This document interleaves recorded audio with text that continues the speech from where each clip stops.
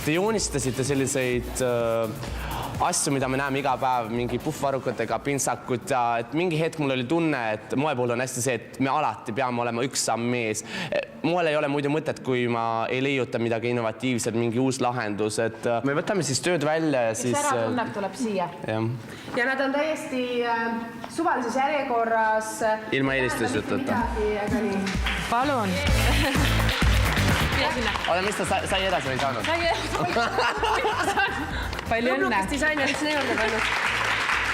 Mis sa asjadest tööst arvasid?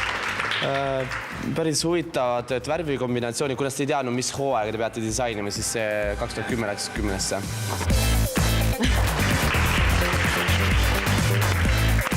Palju õnne. Ma ei pane nime ja seda joonistust kokku, palun. Et väga ilusad O-jalgadega tüdrukud. Ja tegelikult asja on oluline, et peate oskama ka tegelikult ikkagi joonistada ja kui te tulete ikkagi võistlusele välismaal mujal, et siis antakse selline ülesanne, et te peate oskama joonistada, sketše, modelleerida, ma ei tea, võib-olla ka tehnilist joonist teha, et ala, kuhu ma teen mingid taskuklappid või sisevoodri või see on oluline, et täna teil sellega vedas.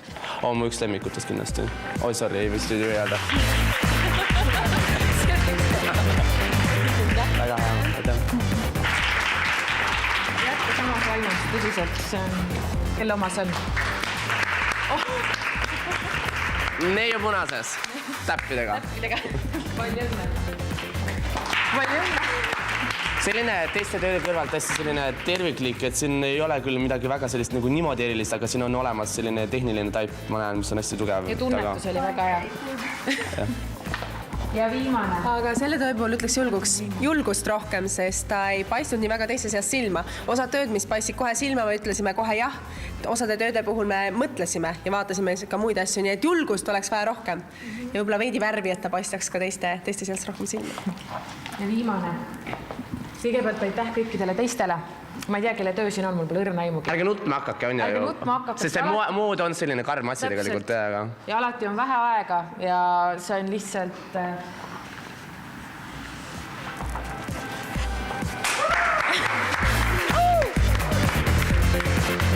Palju õnne. Mis tunne sul oli, kui sinu töö välja kuulutati, et sa oled edasi jõudnud? Ma ei tea, mul hakkas kõik seest värisema, sest ma esimest korda on see konkursil ja ma ei tea, see on nii põnev kuidagi. Mis sa arvad, kui sina võidaksidki? Ma ei tea, ma oleks üliõnnelik lihtsalt. Kui õnnelik sa praegu oled? Väga. Tahaks täiega kisada niimoodi. Kõik lähme alla, seal on üks stange. Stange peal on 10 toodet, need on hästi vanad bastioni riided, ütleme niimoodi. Ja nädala aega on teil aega. Kuupäeva täpsustame hiljem ja siis te peate ümber disainima. Ükskõik, mida te teete. Kas värvite, lõikate, õmblete, kleebite, kulutate, ükskõik, mida iganes see on, nädala aega on teil aega. Ja üksese. Ja see on ka niimoodi, et ma panen stange teie ette, nii et kes ees see mees.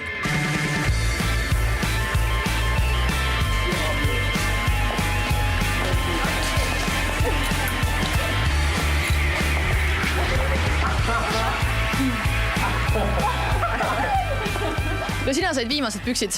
Kas see on raske ülesanne sulle? Ma arvan küll, jah. Ma ei näe neid palini ees. Ega seda kangast siis ka vaata enam siin väga ümber ei anna teha, eks? No jah, ta on hea, ta on nagu faktuur on nagu olemas. Et ei ole nagu täitsa plain.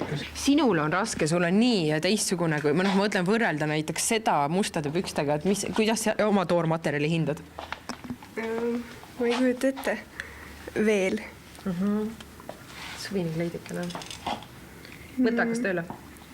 No meil oligi vaja, et esimene ülesanne oleks hästi raske, et siis juba vaadata, kes jääb pinna peale, kes mitte, eks ju. Nii et palju õnne teile, me nädala aja pärast kohtume. Palju õnne, ka meie poolt. Nii lähe. Head televaatajad, palju õnne ka meie poolt Bastioni ning Teler TV poolt korraldatud disainikonkursi finalistidele. Väike uudis, meie järgmine saade on eetris hoopis 2 nädala pärast. Ning siis saate esimest korda näha, kuidas täna välja valitud 10 finalisti jälle uute ülesannetega mõõtu hakkavad võtma. Ning samuti selgub esimene väljakukkuja. Kohtumiseni! Tšau, tšau!